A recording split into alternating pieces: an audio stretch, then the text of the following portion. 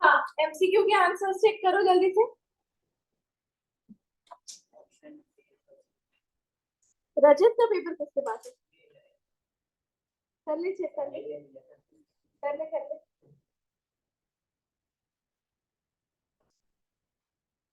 ये चेक करो और जो जो गलत है वो बताते जाओ तो डिस्कस करो।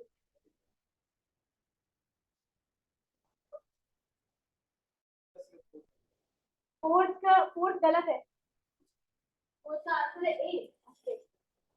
Are a citizen of India is empowered, employed on an Indian ship during the previous year, 23-24, he leaves India for Germany for holiday and returned on 1/4/2024. He has been non-resident for the past 3 years. Earlier to that, he was permanently in India. For assessment year 24-25, R shall be. पहले मुझे बताओ इस year कितने days हो गए? हाँ, 167 हो रहे हैं। क्या कंडीशन है? Basic 182 days or more। और सेकंड बेसिक कंडीशन, सेकंड क्यों नहीं चेक करी? अरे करना था। तुम लोगों ने ये नहीं देखा वो इंडियन शिप में काम तो करता है पर वो इंडिया छोड़ के इंडियन शिप में जा रहा है क्या एज क्रू मेंबर? नो, वो हॉलिडे के लिए जा रहा है। अगर वो इंडियन शिप में एज क्रू मेंबर जाता तो सिर्फ बेसिक कंडीशन नंबर 1 चेक करते। ठीक है, बेसिक कंडीशन नंबर 2 चेक करो। वो क्या है? नहीं, कंडीशन नंबर 2 क्या है? 60 days और मोर रहा। ठीक है, डन। एंड 3 साल वो पिछले 3 साल वो आउट नॉन रेसिडेंट था पर उसके जस्ट पहले मतलब 4th ईयर कवर हो जाएगा ना। अगर 365 दिन वो क्या था? इंडिया में था। 365 डेज इन इंडिया हो गया। सेकंड बेसिक कंडीशन पूरी हो गई। अब एडिशनल कंडीशन चेक कर लो। तो प्रीवियस ईयर में भी था आउट ऑफ 10 क्योंकि 3 साल छोड़ के बाकी पूरे साल वो रेसिडेंट था। और हो जाएंगे 2 साल में। मतलब क्या हो जाएगा? रेसिडेंट है, ऑर्डिनरी रेसिडेंट हो जाएंगे। ठीक है, बाकी फिर करें तो भी क्यों होगा?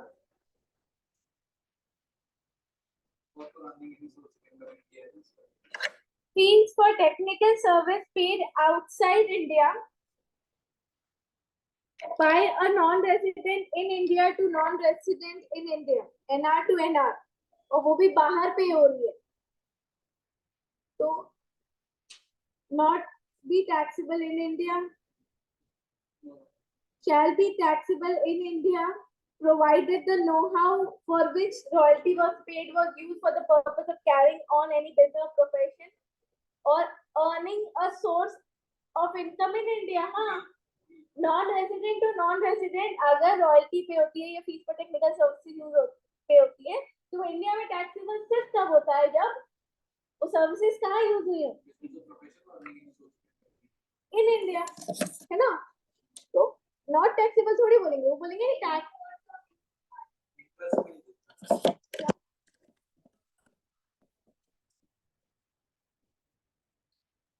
पर बेटा ये तो डीम्ड वाले उसमें आता है ना, डीम्ड टू अक्रू।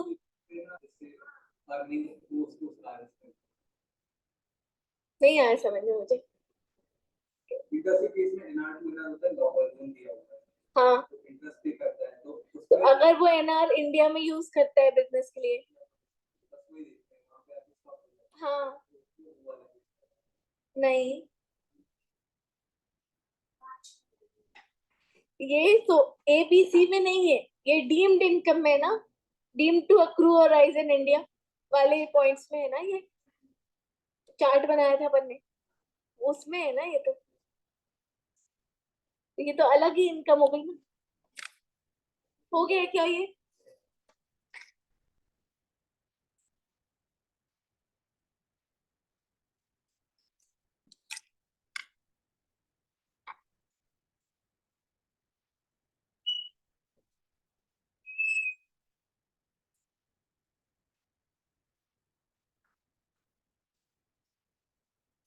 चलो इसके बाद क्या है?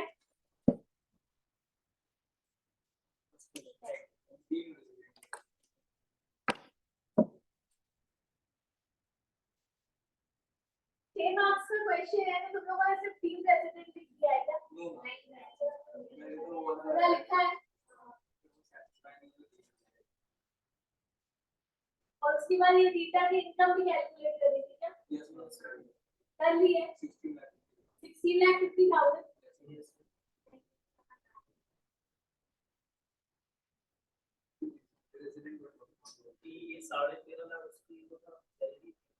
इसका आंसर पढ़ते हैं एक बार, ठीक है?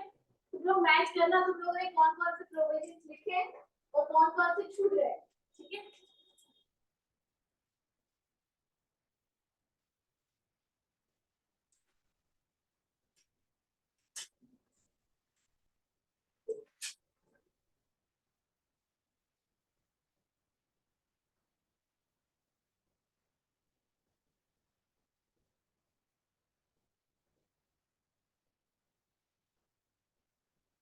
Determination of residential status of Rita as per section 6(1) in order to be resident in India in the previous year 23-24.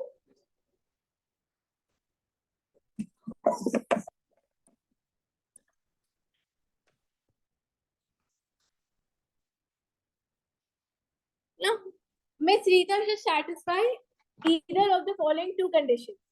Her stay in India boy 182 days. यहाँ पे लैंग्वेज अलग होगी, अपन ने जो लैंग्वेज यूज की है वो सिंपल वाली, वो चल जाएगी. और सेकंड बेसिक कंडीशन 60 डेज और 365 डेज वाली, ठीक है? Miss Rita stayed in India, calculation किया 138 days. She left India in May 2012 and never visited India thereafter.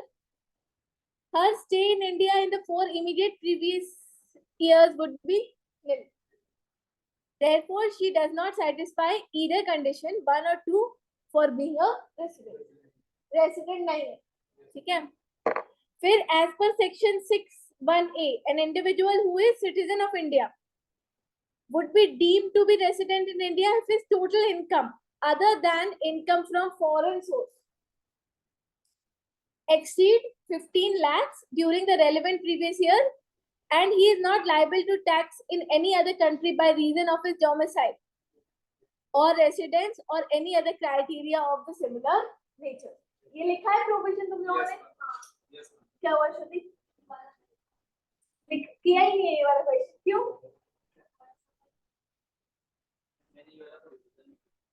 Calculation मेरी वो फर्स्ट वाला बेसिक कंडीशन वगैरह में नॉन रेसिडेंट आया, पहले 2 में तो नॉन रेसिडेंट आया ना आंसर, बट वो 15 लाख वाला डीम रेसिडेंट वाला प्रोविजन हिट होगा. डीम रेसिडेंट वाला प्रोविजन कितने लोगों ने लिखा है?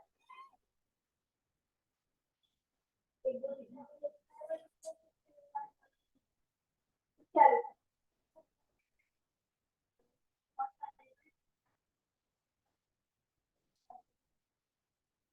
हाँ, पर वो 15 लाख कितने लिमिट है ना? 15 लाख के ऊपर अगर इनकम है कौन सी वाली, अदर देन फॉरेन सोर्स वाली, तो फिर अपन डीम रेसिडेंट,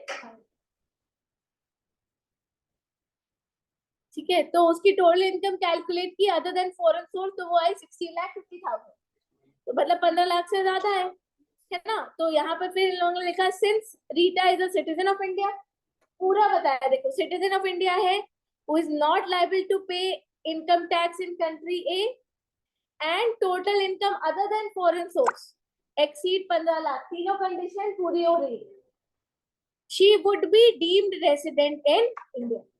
समझ आए? देखो कंक्लूजन कैसे ड्राफ्ट किया उन्होंने, तीनों पॉइंट्स बताए कि वो सिटीजन है, उसकी कोई और कंट्री में टैक्स नहीं लग रहा है, और उसकी फॉरेन सोर्स के अलावा जो इनकम है वो 15 लाख से ज्यादा है, इसीलिए हम उसको क्या मान रहे हैं? डीम रेसिडेंट मान रहे हैं. इस तरीके से प्रॉपर ड्राफ्टिंग होनी चाहिए, भले ये पॉइंट्स में लिख लो तुम, है ना? हाँ, in a case of resident, but पर वो क्या हो जाएगा? हाँ, या डीम रेसिडेंट के केस में हम उसको सीधे क्या मान लेते हैं? आर बट NOR, ठीक है? In case of resident but not ordinary income accrue or rise, deemed to accrue or rise, or received or deemed to received in India shall be taxable. है ना? इंडियन सोर्स वाली जो income है वो क्या हो जाएगी, यहाँ पे टैक्सेबल हो जाएगी. क्लियर है? चलो ये चेक करो.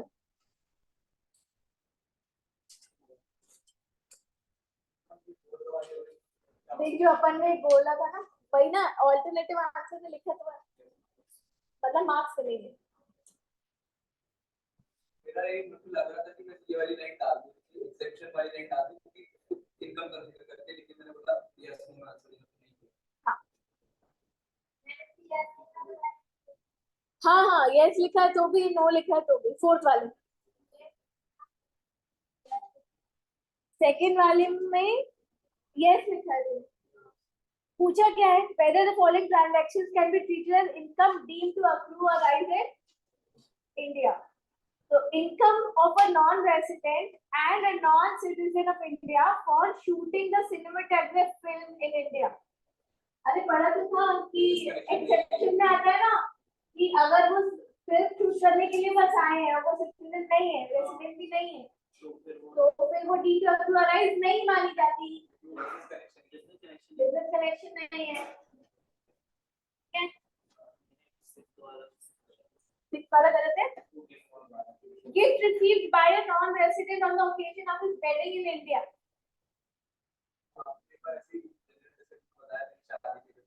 शादी में तो कोई भी गिफ्ट मिले वो टैक्सेबल होता ही नहीं है. ठीक है.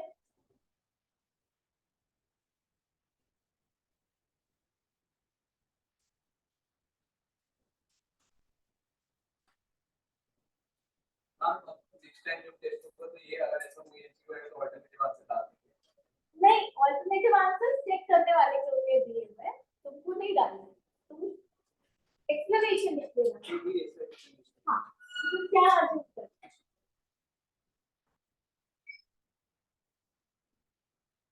हटा दो, चेक कर लिया इसको. चलो इसको चेक करो.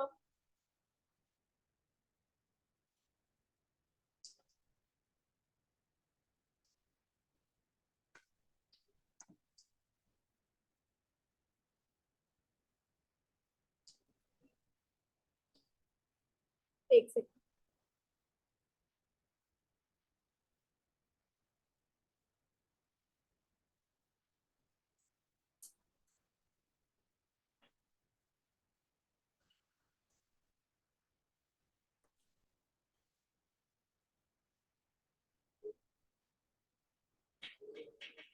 अगर वो RNOR है तो उसकी इनकम कितना आएगी, और नॉन रेसिडेंट है तो कितनी आएगी.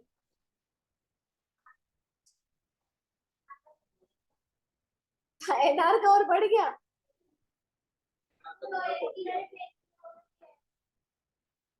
क्या कर दिया.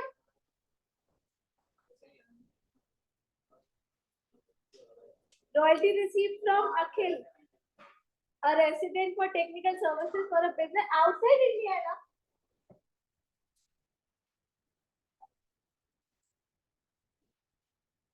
और तू कैसी बातें कर रही है. RNOR अगर होगा तो कम इनकम टैक्सेबल होगी, और एनआर होगा तो और ज्यादा हो जाएगा.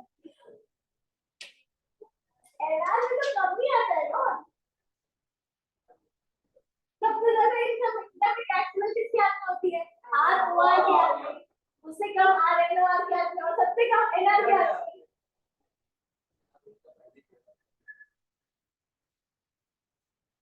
चलो टिक क्रॉस लगा देना वहां पे प्लीज. हम ये ऑर्डर वाला मेनू कार्ड का ये थर्ड वाले में. बट बेटा ये तो डीम टू अक्रू और राइज इन इंडिया है ही नहीं ना. आउटसाइड इंडिया यूज हो रहा है तो वो अक्रूड इन इंडिया नहीं मानी जाएगी. और अक्रूड इन इंडिया नहीं मानी जाएगी तो RNOR और NR के हाथ में टैक्सेबल नहीं होगी. सिर्फ ROR होता तो टैक्सेबल होती है, उसके हाथ में तो ग्लोबल इनकम टैक्सेबल होती है ना. आया समझ में कि नहीं आया. अच्छा पेपर था ना. एग्जाम क्वेश्चन नहीं, कंपाइलेशन।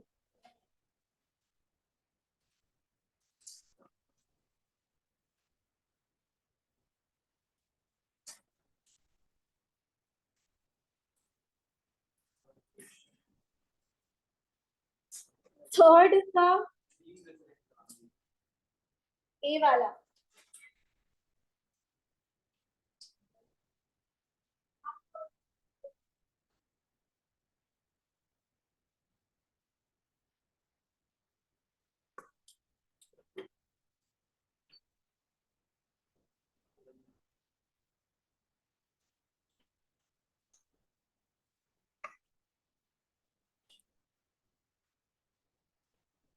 मैं क्वेश्चन रीड कर रही हूँ, तुम लोग अपना आंसर मैच कर लो।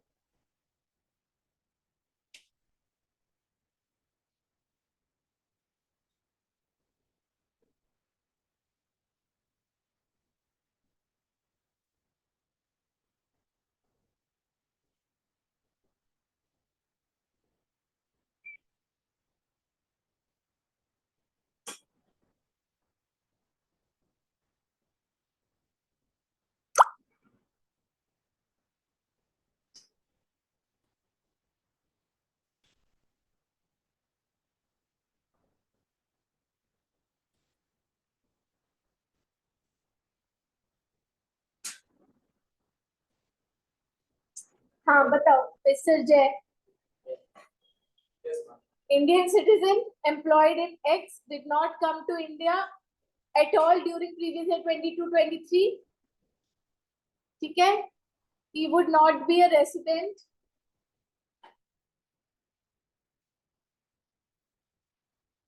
15 लाख वाली लग रही है ना यहाँ पे, नॉन रेसिडेंट है, नॉन रेसिडेंट है, सॉरी नॉन रेसिडेंट है, सिटीजन है, और उसकी जो इंडियन इनकम से जो हाँ फॉरेन सोर्स एक्सक्लूड करके जो इनकम है वो कितनी हो रही है, 15 लाख से ऊपर, तो वो क्या मान लिया जाएगा, डीम्ड रेसिडेंट मान लिया जाएगा। बट कौन सा वाला, RNOR है ना।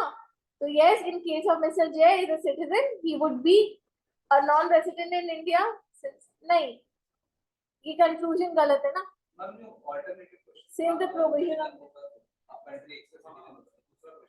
अच्छा ओके ओके ओके, हाँ अगर वो सिटीजन नहीं होता तो फिर डीम्ड रेसिडेंट नहीं, क्योंकि किसी और कंट्री के सिटीजन को हम फालतू में ऐसे क्यों लेकर आ जाएंगे इंडिया में ना।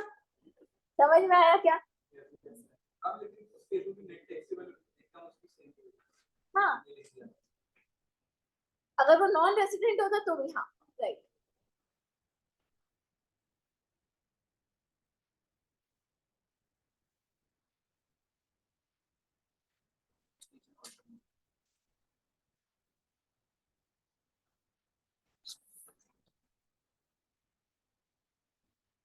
ये दिया हुआ है नोट नंबर 1, पहले यहाँ पे देख लो, determine the residential status of mister प्रशांत।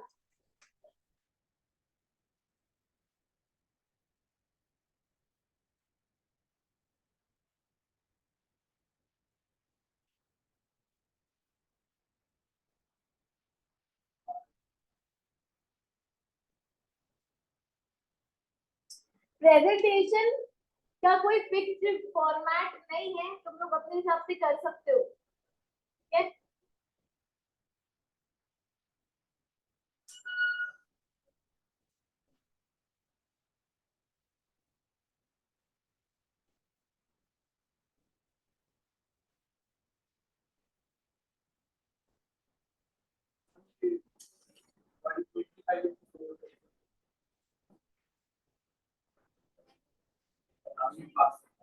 क्या क्या नहीं समझ में आया? प्रशांत इज एन ऑस्ट्रेलियन सिटीजन, तो पहले तो अपन बेसिक कंडीशन ही चेक करते हैं ना। अगर वो नॉन रेसिडेंट आता है और वो सिटीजन है और 15 लाख का, तो फिर टीम रेसिडेंट वाला बड़ा चेक करते हैं, नहीं डायरेक्ट नहीं करते। ठीक है, यहाँ पे क्या हो रहा है,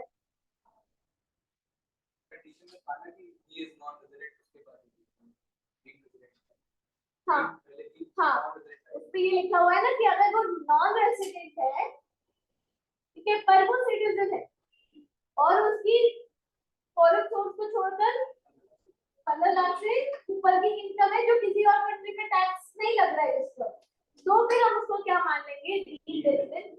अगर वो पहले टीसी कंडीशन के हिसाब से रेसिडेंट आ जाता तो फिर तो वो रेसिडेंट ही होता ना। समझ में आया? चलो देखो क्वेश्चन में क्या समझ में नहीं आया। ऑस्ट्रेलियन सिटीजन है, ऑस्ट्रेलिया में सेटल है, visits India for 125 days in every financial year, पिछले 11 साल से वो यही कर रहा है। During financial year 22-23 he visited India for a total period of 200 days.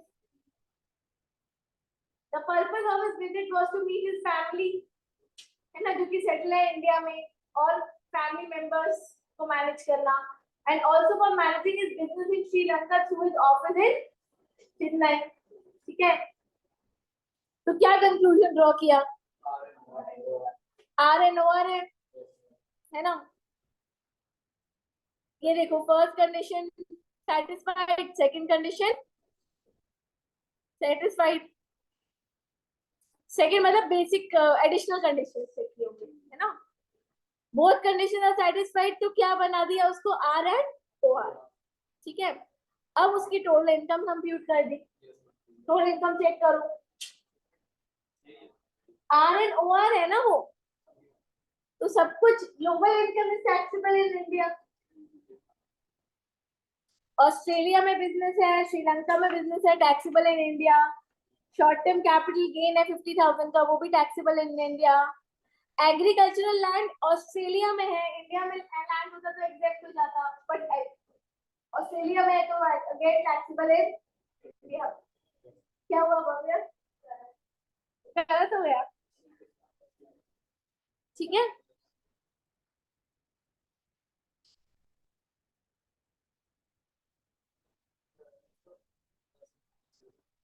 क्या बेटा?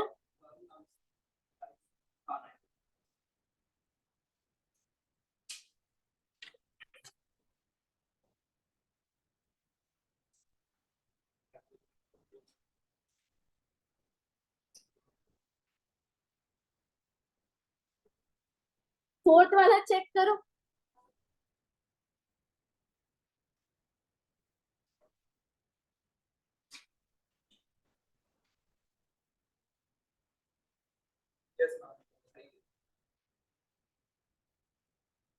ये ए कैटेगरी, बी कैटेगरी और सी कैटेगरी वाला क्वेश्चन है। हाँ ना, कैटेगरी इनकम की ए, बी और सी। रेसिडेंट एंड ओआर के केस में तो कोई दिक्कत ही नहीं है, नॉन रेसिडेंट में बस होता है। हाँ मैं एक रात पहले देख रहा था तो मैंने एक पॉइंट्स और पर्टिकुलर्स देखा, इन लोग पॉइंट दे देते हैं, लास्ट वाली क्वेश्चन तो मेरे पास टाइम नहीं बचा तो मैंने पॉइंट डाल दिया। ठीक है चलिए, ये जो गिफ्ट वाला पॉइंट है ना, ये अभी तुम लोगों ने पढ़ा नहीं है, ये अभी अपन अदर सोर्सेज में पढ़ेंगे। पढ़ाया था क्या मैंने? पढ़ाया है, मैंने पढ़ाया है। हाँ हार्वर्ड एनवार वाली कंडीशन। हाँ हाँ, ये deem to approval right in India है ना। चलो कर लिया ऐसे, सही हुआ। आर का, आर का सही था, आर में तो बहुत इजी था, ये तो एनार का ही था ना। चलो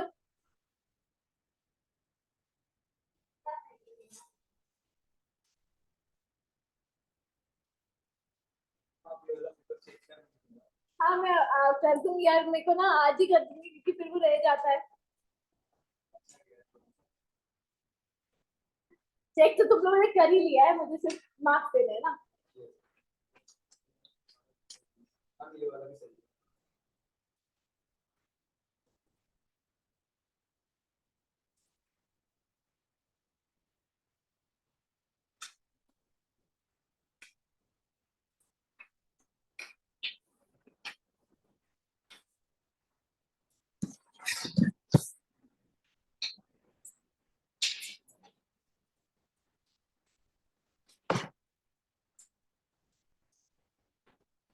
ठीक है,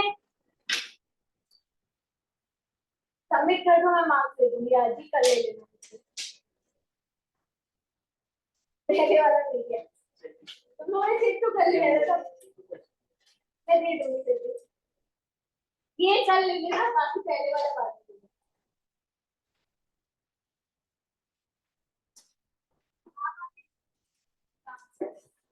ये आंसर पूरे चाहिए, हाँ भेज दीजिए। ये क्वेश्चन पेपर को बहुत संभाल के फाइल में लगाते जाओ, इसको फिर से करना है क्योंकि ये भी अपने इंस्टीट्यूट के मटेरियल का ही पार्ट है। इंस्टीट्यूट के मटेरियल से ही मैक्सिमम क्वेश्चन, सारे नहीं बट मैक्सिमम।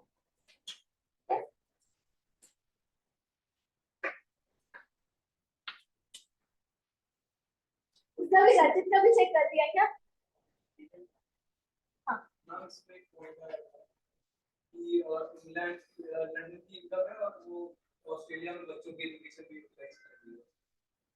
लंदन की इनकम है और ऑस्ट्रेलिया में बच्चों की एजुकेशन, हाँ तो कुछ नहीं है, नॉर्मली उसकी इनकम आ नहीं आ हाँ हाँ, आप उसको कहीं पे यूज करो ना, आपने पैसा कमाया उसमें टैक्स लग रहा है। इंडिया में डिडक्शन है ना उसका। नहीं नहीं नहीं, वो तो एजुकेशनल इंस्टीट्यूशन पर एग्जाम्पशन। एजुकेशनल इंस्टीट्यूशन जो पैसे कमाते हैं ना, उनकी इनकम एग्जेम्प्ट होती है। और एजुकेशनल इंस्टीट्यूशन में वो आते हैं जो रजिस्टर्ड है, स्कूल्स वगैरह, कॉलेजेस, उसमें भी इनकम की लिमिट है। ऐसी चैरिटेबल ऑर्गेनाइजेशन भी जितनी है, उनकी भी इनकम एग्जेम्प्ट है। अब चैरिटेबल ऑर्गेनाइजेशन में पूरा डेफिनेशन है कि क्या क्या चैरिटेबल उसमें आएगा। ठीक है, वो सब तुम लोगों को फाइनल में पढ़ना है। ठीक है, चलो बताओ, कैपिटल गेन सब कल से ही स्टार्ट करते हैं। 5-10 मिनट के लिए क्या पढ़ाऊं मैं तुम लोगों को?